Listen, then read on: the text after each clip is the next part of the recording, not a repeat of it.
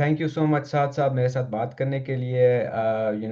This is the first time we are talking to each other, so why don't you begin by telling my me and my audience about something about yourself. अपने बारे में ज़रा बताएं ताकि थोड़ा सा हम समझें कि हम कहाँ कॉन्वर्सेशन कहाँ से स्टार्ट होगी और किस तरफ जाएगी। ठीक है, शुक्रिया जनाब। Very please to talk to you. मैं अमेरिका में रहता हूँ। और मैं एक रिटायर्ड इंटरनेशनल बैंकर हूँ, फाइनेंस का आदमी हूँ। And I been interested obviously in politics from the very beginning. Or so the background is basically finance. I studied politics in college and economics, and lived in many countries. And वो जो world view है मेरा वो काफी broad है, I think. So you work in banking, आपने banks में काम किया? जी हाँ, सारे इंटरनेशनल बैंक्स में काम किया, वेस्टर्न बैंक्स में और यूरोपियन बैंक्स में, और सारी दुनिया में कौन से पोस्टिंग बैंक रही। में सर आपने काम किया है? I would prefer let's not get into but these were the top tier banks, top okay. five banks in the world. Okay, so sir, before coming to Pakistan, why not talk about the financial situation of the global market or global economy भी अगर हम बात करें, how do you see कि इस time global economy की क्या situation है?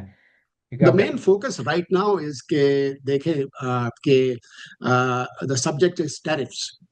और जो ये जो ट्रम्प साहब ने इनिशिएटिव लॉन्च किया है टैरिफ्स के बारे में, where he's trying to ensure that there are capital flows back into the United States from imports that this country does.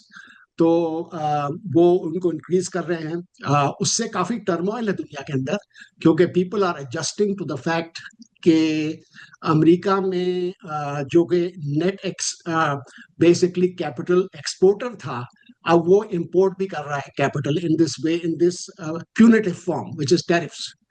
तो वो उससे काफी दुनिया के अंदर चेंजेस आई हैं, और people are outside the US are trying to adjust to it. ये बड़ी इंपॉर्टेंट चीज हुई है दुनिया के अंदर, जो मोस्ट प्रेसिंग है in this point. The rest तो जो है वो सिचुएशन इतनी अनचेंज्ड है, चलती आ रही है। ग्लोबलाइजेशन हुआ है, और you can see the positives and negatives from that. लेकिन जैसे पाकिस्तान जैसे डेवलपिंग मुल्कों में इस टैरिफ का बड़ा इशू बन गया है, क्योंकि they had relatively easier access to the US markets, which is their main market. लेकिन अब उनको उसके लिए टैक्स पे करना पड़ेगा। So that's what is going on right now, that Pakistan is, and many other countries, most countries in the world are trying to arrive at an arrangement that satisfies the US and Mr. Trump. Sir हमें पाकिस्तान से कितना tax पे करना पड़ेगा US market में आने के लिए? अभी तो डिस्कशन जी चल रही है। इनिशियली तो बात शुरू हुई थी कि काफी प्यूनिटिव था, क्योंकि हमारा जो ट्रेड बैलेंस है पॉजिटिव है यूएस से, और we import less from the US, we export more to the US. तो 30% तक की बात चली थी, लेकिन lot of things have happened since then, जब से इनिशियल अनाउंसमेंट हुई थी। अब जो बात चल रही है वो ये है कि 10% पे हो सकता है कि अरेंजमेंट हो जाए, 10% पे। लेकिन पाकिस्तान की अभी भी ये कोशिश है कि दोनों तरफ से 0% होना चाहिए। सो दस पाकिस्तान के जो परसेंट मार्केट है, आप दे विल दस हैव पर टू। सॉरी जी सॉरी, दस जी, परसेंट आप किसकी बात कर रहे हैं? मैं टैरिफ की बात कर रहा हूँ, यानी कि एक एक टैरिफ बोथ साइड्स के लिए 10% अगर एक्सेप्ट हो जाए, तो उससे ये होगा कि Pakistan will have to open its market to US goods, जो अब तक इतना ज्यादा नहीं था, क्योंकि हमारे अमेरिका तो मोस्टली इंजीनियरिंग गुड्स और ऑयल और ऐसी चीजें एक्सपोर्ट करता है। और पाकिस्तान में क्योंकि इशू है डॉलर्स का, बहुत मुश्किल है पाकिस्तान के अंदर डॉलर्स की, तो रीपेमेंट जो है बड़ा मुश्किल होता है पाकिस्तान के लिए। So we try to get cheap goods and we try to work on that basis. लेकिन अब हमें मार्केट को ओपन करना पड़ेगा फॉर यूएस गुड्स। तो ये है, we have to make that adjustment. We may have to get rid of our current suppliers और ये इस यूएस सप्लायर्स को इस्तेमाल करेंगे। ऑन द अदर साइड हमारा जो मेजर रिलेशनशिप है, हमारे एक्सपोर्ट सबसे ज्यादा है अमेरिका को, अगर उनके ऊपर 10% भी टैरिफ लगे, श्योर अमेरिकन इंपोर्टर्स के लिए ज्यादा एक्सपेंसिव हो जाएंगे आइटम्स कमिंग फ्रॉम पाकिस्तान, लेकिन it is something that we cannot avoid because सारी दुनिया के ऊपर यही हो रहा है, तो it will work itself out। Okay okay. जी हाँ। सो सर सर थोड़ा सा ये टैरिफ्स का जो मसला है इसको ज़रा थोड़ा सा लाइक अगर आप डिटेल में एक्सप्लेन कर लें व्यूअर्स के लिए, मेरे लिए, कि टैरिफ्स कैसे फंक्शन करते हैं और हमारे जैसे मुल्क के लिए इसके फिर क्या कॉन्सिक्वेंसेस होंगे। बस सिंपली ये है कि जैसे हमारा पाकिस्तानी कोई टेक्सटाइल एक्सपोर्टर है, वो अमेरिका को गुड्स भेजता है, अमेरिका का जो इंपोर्टर है वो गुड्स को रिसीव करता है, उसके अगेंस्ट वो 10% टैरिफ दे देता है यूएस ट्रेजरी को। तो ये नॉर्मल प्रोसेस है, और it works in any which way, so it's just an additional expense. तो वो गुड्स जो है ना वो 10% मोर एक्सपेंसिव हो जाते हैं, तो वो जो अमेरिकन इंपोर्टर है वो probably will have to increase his profit margin, तो वो जो पाकिस्तानी गुड्स आते हैं वो ज्यादा एक्सपेंसिव हो जाएंगे, विच इज नॉर्मल बिकॉज सारी दुनिया के गुड्स एक्सपेंसिव हो जाएंगे। तो हमारे जो मेन कंपेटिटर्स हैं, जैसे फॉर इंस्टेंस वियतनाम है, बांग्लादेश है, इंडिया है, उनके ऊपर भी यही लगेंगे टैरिफ्स। तो it will make a zero difference in that respect. लेकिन द फैक्ट इज कि अमेरिकन कंज्यूमर के लिए इसकी कॉस्ट बेयर करनी पड़ेगी। सर और सेम टैरिफ जब जो अमेरिकन गुड पाकिस्तान में जा रही है, पाकिस्तान भी उस पर 10% टैरिफ लगाएगा। या तो उसमें 10% लगाएगा, और वहां का जो इंपोर्टर है वो हमारे जो खजाने को वो देगा 10%, सेम थिंग। और इस वक्त sir before this 10% tariff agreement अभी टैरिफ की क्या सिचुएशन है। अभी फिलहाल फ्रॉम व्हाट आई रिमेम्बर कि प्रेफरेंशियल ट्रीटमेंट थी, लेकिन 10% इज स्टिल वेरी गुड। मेरा ख्याल था कि बेसिकली पाकिस्तान का कोई अबाउट 20% था, तो it will actually be a reduction. Okay, so you think that it's going to be, like a step up for Pakistan in terms of profit and in terms of. If it is agreed at 10%, if it is Okay, agreed at okay. 10%, yes। And you're also saying कि हमारे जो competitors हैं in terms of access to American market वो Vietnam है या और मुल्क हैं। हाँ जी, वियतनाम है, बांग्लादेश है। मैं स्पेसिफिकली टेक्सटाइल की बात कर रहा जी हूँ, जी, ओके, क्योंकि टेक्सटाइल की मेजर बात कर एक्सपोर्ट रहे हैं। हमारी टेक्सटाइल है ना, इसकी बात कर रहा हूँ सर जी। यूएस की मार्केट के अंदर हमारी टेक्सटाइल के अलावा और क्या एक्सपोर्ट्स हैं for example major. As far as I remember कुछ लेदर गुड्स भी आते हैं और कुछ ऐसी चीजें भी आती हैं। अब आईटी की मुझे नहीं पता कि कितनी एक्सपोर्ट्स हैं, लेकिन वो बढ़ रही है पाकिस्तान की।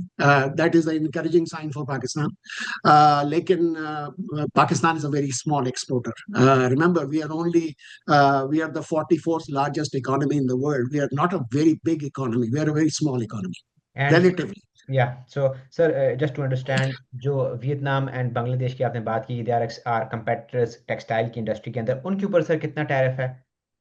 अभी तो फिलहाल वही tariff they are going through the same negotiations as Pakistan is going through. तो पता चलेगा कि उनका फाइनल एग्रीमेंट क्या होता है। एंड सर आपको क्या लगता है कब तक ये एग्रीमेंट फाइनलाइज हो जाएगा। ये उन्होंने कई दफा डेडलाइन प्रेसिडेंट ट्रंप ने आगे बढ़ाई है, और अब अगस्त की डेडलाइन है, मेरे ख्याल में 9 तारीख की है। तो अगस्त जब 9 की। तक ये सारे के सारे इन कंट्रीज के, लेकिन वो एक्सटेंड भी करते रहते हैं डेडलाइन। सर तो रिसेंट जो पाकिस्तान इंडिया का कॉन्फ्लिक्ट हुआ, ट्रम्प ने उसके बाद कहा कि हमने का पीस करवाया आपस में और हम इनके साथ ट्रेड डील्स करेंगे, तो उसका इस पे क्या इफेक्ट पड़ेगा। नहीं, वो उन्होंने एसेंशियली ट्रम्प साहब ने तो यही कहा जो कि अब हो रहा है, क्योंकि इंडिया के साथ भी यूएस की निगोशिएशंस चल रही हैं ऑन टैरिफ। तो उन्होंने यही कहा कि मैंने दोनों पार्टी से ये कहा कि देखें, आप अगर ये जंग को परस्यू करेंगे, you can not have access to US markets. एक तरह की थ्रेट भी उन्होंने लेवी की कि भाई अगर तो आप ये कंटिन्यू करेंगे जंग which can go into a nuclear conflict, आप हमारे एक्सेस को खो देंगे। और दूसरी चीज रिवर्स ये कहा उन्होंने कि भाई अगर आप ये जंग स्टॉप कर देते हैं, अगर आप जंग ये बंद कर देते हैं, तो हम आपको और मार्केट एक्सेस देंगे। अमेरिका ने कहा हमारे हमारे मार्केट्स के लिए, तो इंसेंटिव प्रोवाइड किया उन्होंने। Okay, sir, and what is the sort of trade balance of India and Pakistan, sorry, India and US right now? मतलब वो कितना ट्रेड कर वो तो ह्यूज है, वो तो comparatively Pakistan is got, because the Indians are the fourth largest economy in the world, उनकी ट्रेड लिंक्स बहुत ज्यादा है, लेकिन उनका ट्रेड सरप्लस बहुत जबरदस्त है अमेरिका के साथ, because they export a lot more than they import from the US, और बड़े बिग मार्जिन से बिलियंस में होता है। तो America is trying to pressurise them to open similarly as is in Pakistan, but much bigger than Pakistan, more important than Pakistan for the US, is to open the Indian market. और India काफी resist कर रहा है उस चीज को। India resist कर रहा है कि भाई अमेरिकन जी गुड्स हाँ, इंडियन क्योंकि मार्केट क्योंकि में। एग्जैक्टली क्योंकि उनका जो they enjoy there trade surplus, that's how they have build their huge reserves. उन्होंने अपनी इकोनॉमी को बेहतर मैनेज किया है और बड़ी इकोनॉमी है। Yeah, yeah, yeah. Interesting, sir. It's quite interesting. Like the global economy को सर understand करना I think highly important है कि अगर हम पाकिस्तान को भी समझना चाहते हैं। सर पाकिस्तान के ऊपर आते हैं। What is your reading of Pakistan's current political situation, geopolitical situation? What is happening in Pakistan right now? Political situation is very fluid right now, क्योंकि जी जब तक कि ये रिजॉल्व नहीं होगी इशू, जो पॉलिटिकल स्टेलमेट है पीटीआई के साथ और इमरान खान के साथ, ये जो सिस्टम है ये always will be very insecure. कोशिश तो ये कर रहे हैं सिक्योरिटी की, क्योंकि इन्होंने कोर्ट सिस्टम को भी काफी चेंज कर दिया है, काफी फेवरेबल कर लिया अपने लिए। और क्या नाम है, ये जो निजाम है जिसे कहते हैं हम लोग एसेंशियली द हाइब्रिड सिस्टम, एक सुपर हाइब्रिड हो गया है कि there is the government which is the so called elected government, जो कि उसकी उसकी लेजिटिमेसी के ऊपर काफी क्वेश्चंस हैं। लेकिन लेकिन वो फौज के साथ, which is the power broker in Pakistan, main power broker, उनके साथ काफी अच्छी इक्वेशन है इनकी। लेकिन what they are facing is a party with a very popular leader like Imran Khan, और वो जो है स्टेलमेट जो है उससे सारे मुल्क के ऊपर असर पड़ता है, इकोनॉमी पे भी असर पड़ता है, सियासत पे भी असर पड़ता है, सोसाइटी को भी असर पड़ता है। तो जब तक कि ये पॉलिटिकल स्टेलमेट रिजॉल्व नहीं होता, पाकिस्तान आगे नहीं बढ़ सकता। सर पॉलिटिकल स्टेटमेंट कैसे रिजॉल्व होगा? इमरान खान तो द जेल में। ओनली थिंग इज कि भाई वही एक ही मैकेनिज्म है कि ऑल पार्टीज शुड टॉक, और अभी तक there is some resistance on both sides के, फौज और एस्टेब्लिशमेंट की साइड से ये है कि भाई इमरान खान की पार्टी ने मई 9 को लास्ट ईयर जो हमले किए थे आर्मी इंस्टॉलेशंस के ऊपर, उसके लिए वो उन्होंने अपॉलजी नहीं दी, और उन्होंने मैं अपोलॉजी पाकिस्तान देनी की चाहिए। इमेज को नुकसान पहुंचाया। तो उसके लिए उनको अपोलोजाइज करना चाहिए, इमरान खान नहीं करना चाहते।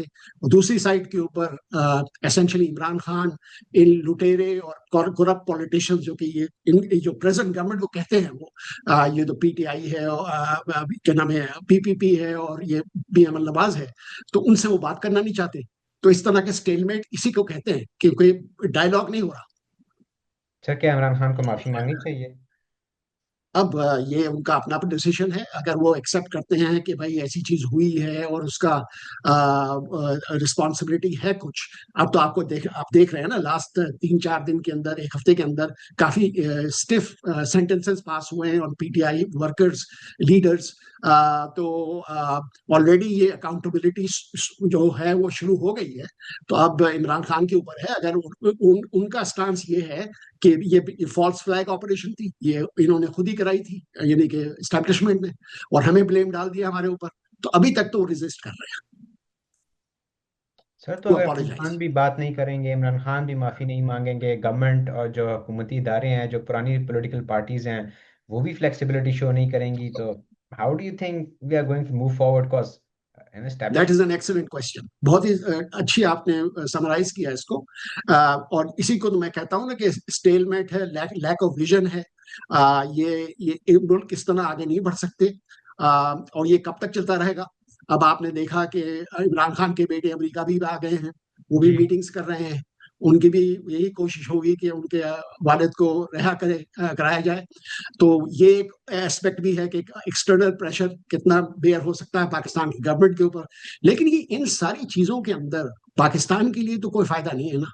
At the end of the day, what Pakistan needs is not a false stability. What Pakistan needs is a genuine consensus among its people कि भाई किस तरह गवर्न कराया जाए इस मुल्क को, किस तरह आगे बढ़ाया जाए।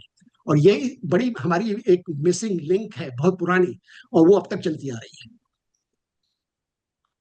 सर, तो इस मिसिंग लिंक को कभी कोशिश नहीं की गई कि इस मिसिंग लिंक को ख़त्म किया जाए, इसको पुर किया जाए? Why क्योंकि is there a lack of political will, जी, sir? गो हेड जी जी।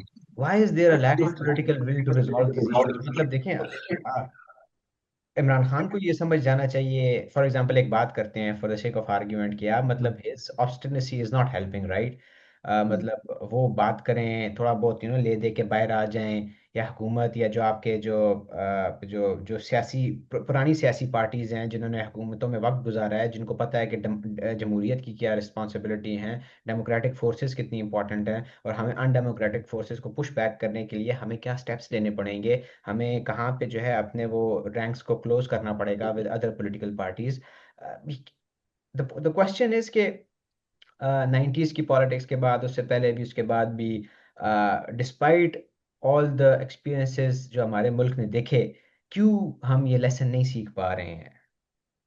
क्योंकि उसका बहुत पुरानी हिस्ट्री है कि जब भी पॉलिटिकल फोर्सेस ने कोशिश की यूनाइट करने की, ये जो स्टेटस को है, जो हमारी पावर एलीट है, उसने उसको थ्रेट समझा। उन्होंने ये होने नहीं दिया। वो ये चाहते हैं कि पॉलिटिकल फोर्सेस डिवाइडेड रहे। ये उनकी पॉलिसी रही है। अनफॉर्चुनेटली हमारे जो पॉलिटिशियंस हैं, उन्होंने भी उनके हाथों में they played into their hands, और ये होता रहा है। आई मीन आपने देखा होगा, मैं आपको एग्जांपल देता हूं कि जुल्फकार अली भुट्टो रूल कर रहे थे, तो उनका जब ये जवाल हुआ तो किस तरह हुआ, वो भी उनके अगेंस्ट उन्होंने एक ऑपोजिशन क्रिएट की। उन्होंने नवाज शरीफ को लॉन्च किया उस वक्त। जब नवाज शरीफ आए तो उन्होंने पीपीपी को लॉन्च किया पहले, फिर वो ऑल्टरनेट करते रहे। फाइनली पीपीपी और पीएमएल नवाज में एक एग्रीमेंट हो गया, जो आपने देखा था वो एग्रीमेंट, उसको क्या कहते हैं, चार्टर्ड अ, एग्रीमेंट। जी। तो वो हुआ, और वो कुछ वक्त गवर्नमेंट चली, सिविलियन गवर्नमेंट, लेकिन फिर आर्मी की इंटरवेंशन फिर हो गई। तो ये what I am trying to say to you कि सिस्टम कंसिस्टेंटली फ्लो नहीं करता रहा। ये नहीं होता रहा कि जैसे फ्री एंड फेयर इलेक्शंस हो, उसके बाद इख्तिदार सिविलियंस को दिया जाए और उनके साथ कंटिन्यू किया जाए। ये नहीं हुआ। Always there has been interference from the outside, unelected forces, as you just said, आपने कहा था नहीं थोड़ी देर पहले। तो जब तक ये इंटरवेंशन खत्म नहीं होंगी, एक सिस्टम नहीं चलने दिया जाएगा, तो ये जो कॉन्ट्रडिक्शन है सिस्टम के अंदर, ये कंटिन्यू करेंगे। या सर, ये जो अभी रिसेंट सेनेट का जो है ये मामला था, सीटों की एडजस्टमेंट का मामला, व्हाट वाज दैट सर? ये क्या, what was all that about? बिल्कुल जी, एक it's almost like a side show ये। अब गवर्नमेंट जो है, एस्टेब्लिशमेंट जो है, गवर्नमेंट मोर इम्पोर्टेंटली, वो 2/3 मेजोरिटी चाहती है, क्योंकि उनको 2/3 मेजोरिटी कंफर्म अगर हो जाए सेनेट और नेशनल असेंबली में, so they can push through the 27th amendment to the constitution and so on so forth. वो एक एस्पेक्ट है। तो ये पीटीआई ने इस सिचुएशन में कुछ कॉम्प्रोमाइजेस किए, और वो कॉम्प्रोमाइजेस इमरान खान की नॉलेज में थे या नहीं थे, ये मुझे नहीं पता। लेकिन the point of the matter is कि अली अमीन गंडापुर, जो कि वहाँ के केपी के जो चीफ मिनिस्टर हैं, वो लीड कर रहे थे ये कॉन्वर्सेशन। और सुना है ये कि उन्होंने he gave up too much, कि उनकी और 2 सीटें बनती थी सेनेट के अंदर, दे एग्रीड टू लेस। तो ये ऐसी सिचुएशन हुई है। लेकिन the main purpose of this, all of this is कि भाई, 7 फरवरी को लास्ट ईयर इलेक्शन हुआ था, which is a contested election, वो तो पीटीआई जीत गई थी। तो पीटीआई को, जैसे मैंने पहले कहा, जैसे होता आया है, उनको इख्तिदार नहीं दिया गया, तो इख्तिदार इन्होंने ले लिया, पीएमएन ने। तो वो जो एक टसल चल रही है, वो अब तक चल रही है, और सेनेट के इलेक्शंस के अंदर भी यही टसल चली। और और एक फैक्टर बड़ा इंपॉर्टेंट है वो ये है कि बिग मनी चेंजेस हैं पाकिस्तान के अंदर। पाकिस्तान की जो ये जो सेनेट है या नेशनल असेंबली है, इसमें पैसे वाले लोग बैठे हुए हैं, अरबपति बैठे हुए हैं, and they basically do not represent the true people of Pakistan. वो essentially it's all a power game. वो खरीदते हैं अपनी influence, and then they basically are they get a return on their investment as it were। तो ये जो शोषण चलता आ रहा है ना, ये और मुल्कों में भी है, ऐसी बात नहीं कि सिर्फ पाकिस्तान में ही है। लेकिन पाकिस्तान में क्योंकि ये चक्कर भी है ना कि आप genuine representatives of the people को पावर नहीं देते, तो ये और भी ज्यादा इस सिचुएशन को खराब कर देता है। सर, अब आपने इसमें रेफरेंस दिया 27th अमेंडमेंट का। जी। What's that about? वो जी, अब जैसे आपने देखा था कि 26th अमेंडमेंट ने जुडिशरी को टारगेट किया था, जुडिशरी को रिफॉर्म किया था, कोर्ट एंड कोर्ट रिफॉर्म किया था। जी। तो उससे उससे उन्होंने एसेंशली कॉन्स्टिट्यूशनल बेंच भी बना दी और सुप्रीम कोर्ट तो दो स्प्लिट कर दिए जो पहले नहीं था। जी। और जी। फिर different two chief justice appoint कर दिए दोनों बेंचेस के, और फिर लाइक माइंडेड जजेस लिया है वो फिर भी टू यूनिफॉर्म, तो ये ठीक है। अब 27th जो है वो उसका जो डिस्कशन जो चल रही है, जो जहां जितनी मैं ग्लीन कर सका हूँ, I think I am right, कि वो इस गवर्नमेंट की टेन्योर का ये जो सेटअप है, ये हाइब्रिड सेटअप है, इसकी कंटिन्यूटी का एक मैकेनिज्म डेवलप करेगी कि हो सकता है कि 10 साल के बाद इलेक्शन हो। It is entirely possible. या और इलेक्शन की प्रोसेस भी चेंज कर दी जाए कि इस तरह का सिस्टम हो जाए कि डायरेक्ट जो वन मैन वन वोट का वो इफेक्ट खत्म कर दिया जाए और प्रोपोर्शनल रिप्रेजेंटेशन के ऊपर कर दिया जाए। तो ये कई कई कई डिस्कशन ये चल रही है, लेकिन main focus is to strengthen ये जो हाइब्रिड रिजीम है इसको, और ये 27th अमेंडमेंट इस वजह से लाया जाएगा। So we are moving, instead of तो moving towards more representative democracy, we are moving towards authoritarianism. more and more you're entrenching authoritarianism. Absolutely right. Okay, now I'll ask the banker in you. How do you think ये जो hybrid situation अभी चल रही है, hybrid जो government का निज़ाम है, is it helping the economy?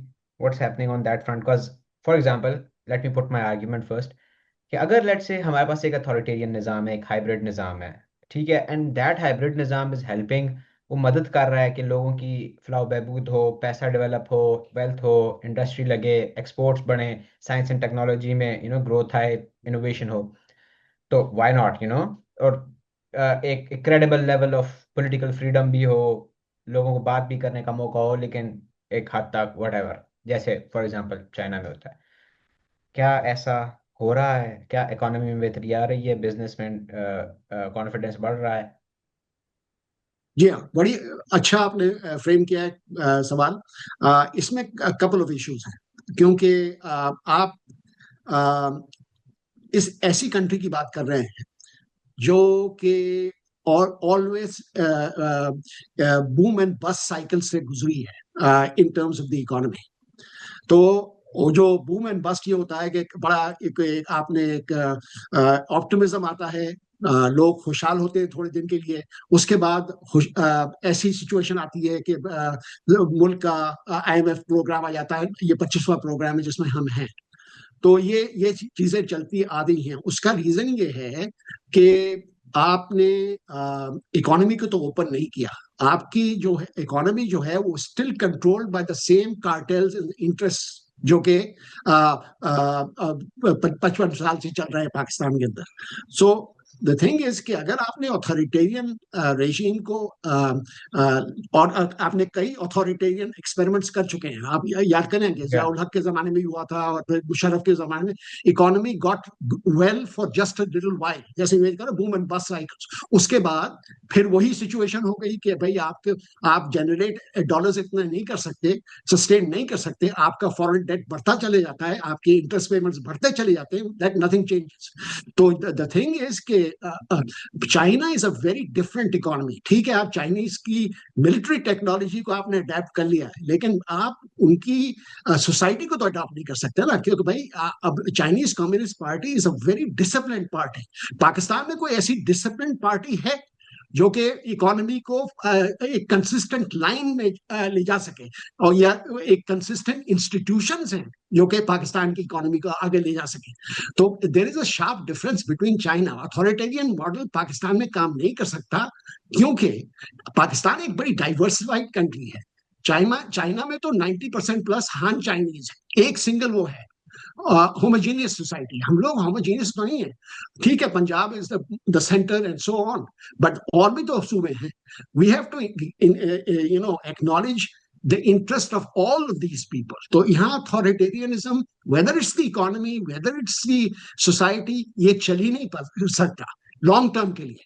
So what we need is a measure of democracy, no doubt about it. सब पार्टीज जो हैं एक दूसरे से बात करें, और इकोनॉमी के ऊपर एक वेरी इंपॉर्टेंट पॉइंट, इकोनॉमी के ऊपर एक एग्रीमेंट हो कि कोई भी गवर्नमेंट आए एक पाथ को परस्यू करे, नॉट मल्टीपल पाथ। ये नहीं कि जैसे भुट्टो ने नेशनलाइजेशन कर दी थी, उसके बाद फिर नवाज शरीफ ने ओपन कर दी थी इकोनॉमी, उसके बाद फिर कुछ और सिस्टम आ गया था। तो you know what you need is consistency. दोनों इंडिया और चाइना ने, because they have pulled so many billions of people out of poverty, वो इस वजह से किया है कि उनकी बड़ी कंसिस्टेंट पॉलिसीज रही। So, yeah. So, coming back to another point, which I think जिसके ऊपर हमें थोड़ा डिस्कस करना चाहिए, और वो ये कि क्या आपको क्या लगता है कि आज पाकिस्तान एक बेहतर सिचुएशन में है, या आज से 12 साल पहले 2013-14 में एक बेहतर सिचुएशन में था, जबकि आपकी वॉर ऑन टेरर अपनी हाइट पे थी, और आप एक फुल स्केल इंसर्जेंसी आपको थ्रेटन कर रही थी? नहीं, आई मीन ये तो पाकिस्तान की अनफॉर्चुनेट हिस्ट्री रही है कि वॉर ऑन टेरर के जमाने में पाकिस्तान को आउटसाइड हेल्प काफी मिली, उसको भी आपने स्क्वांडर कर दिया। आपने आपने जो पैसे आए, क्योंकि आप जैसे करेक्टली कह रहे हैं कि उसके कॉन्सिक्वेंसेज वॉर ऑन टेरर के पाकिस्तान के ऊपर बड़े सख्त हुए। इंटरनल इंसर्जेंसी बढ़ गई, टीटीपी की इंसर्जेंसी बढ़ गई, और तो you are more involve in those challenges that the Musharraf regime faced। लेकिन मुशर्रफ regime को इंटरनेशनल रिकग्निशन भी मिल गई, पैसे भी मिले, बहुत डॉलर्स आए, इनफ्लोज हुए। लेकिन that is not a policy. वो तो एक कॉन्सिक्वेंस है कि ऐसी कोई इवेंट हुआ है। Pakistan should live on the basis of consequences of some event. एक कंसिस्टेंट पॉलिसी होनी चाहिए जो कि इकोनॉमी के ऊपर, सोसाइटी के ऊपर, पॉलिटिक्स के ऊपर फोकस करना चाहिए कि भाई what are the ground realities जो कि हम एड्रेस कर सकते हैं इन चीजों से। तो उसी तरह के आप इंस्टीट्यूशंस डेवलप करें, इसी तरह आप अपनी पॉलिसीज को लाएं, इसी तरह के लीडर्स आए जो कि वो they buy into that system. Sir, Balochistan की सिचुएशन पे थोड़ा हमें गाइड करें, बताएं what's happening right now there. Balochistan तो इज वेरी इंटरेस्टिंग, क्योंकि वहाँ कई फैसेट्स हैं जो कि पाकिस्तान को ओवरऑल भी इफेक्ट करते हैं, लेकिन पर्टिकुलरली बलूचिस्तान को होते हैं। वो एक मिलिट्री एस्पेक्ट भी वहाँ है, पॉलिटिकल एस्पेक्ट तो ऑब्वियसली था ही बहुत से, इकोनॉमिक एस्पेक्ट बहुत इंपॉर्टेंट हो गया, क्योंकि भाई आपकी वो ऐसी its largest province but least populated province, लेकिन वहाँ सबसे ज्यादा आपकी जखीरे हैं, आपके it is interesting to a lot of countries, कौन China, कौन India, इंटरेस्टेड है सर बलूचिस्तान में? America, sorry, कौन कौन I think इंटरेस्टेड है सर बलूचिस्तान में? सारे इंटरनेशनल जो हैं इंटरेस्टेड हैं, because they are interested in the minerals that are in that region. Connectivity के लिए बहुत इंपॉर्टेंट है, आपको पता ही है सीपैक का फोकस वही है, चाइना कॉरिडोर जो है। तो मेरा ये ख्याल है कि इट इज वहाँ जो है इशू ये है कि आपने इस्लामाबाद से, आपने बेसिकली रावलपिंडी से कहना चाहिए, नॉट इस्लामाबाद, रावलपिंडी से कहना चाहिए, आप उस प्रोविंस को रन करते आए हैं फॉर 50 years। उनको रिप्रेजेंटेशन आपने कभी नहीं दी, मीनिंग कि वहाँ जेन्युइन इलेक्शंस नहीं हुए। जो लीडर्स वहाँ आए, आप उन्होंने जो आपसे एग्री नहीं करते, जैसे मारंग बलोच हैं और हैं, उनको आपने मार्जिनलाइज किया ऑलवेज। तो उनकी जेन्युइन रिप्रेजेंटेशन वहां कभी नहीं आई। आपने उसको मिलिट्री सोल्यूशन ही देखा है वहां, उसके अलावा आपने कुछ देखा नहीं। लेकिन अब आप कंसर्न हैं, I am talking about Rawalpindi Islamabad centre, कि भाई अब आप कंसर्न है क्योंकि आपका इकोनॉमिक फ्यूचर बलूचिस्तान को भी डिपेंड करता है।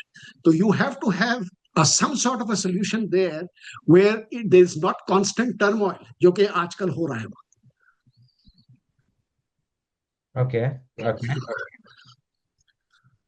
सर, एक एक एक बात अक्सर की जाती है कि इमरान खान के दौर में जो सी पैक था वो रोल बैक हुआ था, उस पर स्लो डाउन हो गया था। What's that about? Well I don't know कि कोई ऑफिशियल ऐसी पॉलिसी थी, कि लगता है ऐसे कि there were some questions raised कि ये जो एग्रीमेंट साइन हुए थे चाइनीज के साथ, they were not favourable to Pakistan, और ये साइन हुए थे before Imran Khan came into office by the way. तो वो उसके ऊपर काफी डिबेट चला, और उसकी वजह से शायद चाइनीज को ये लगा कि may be Pakistan is stepping back.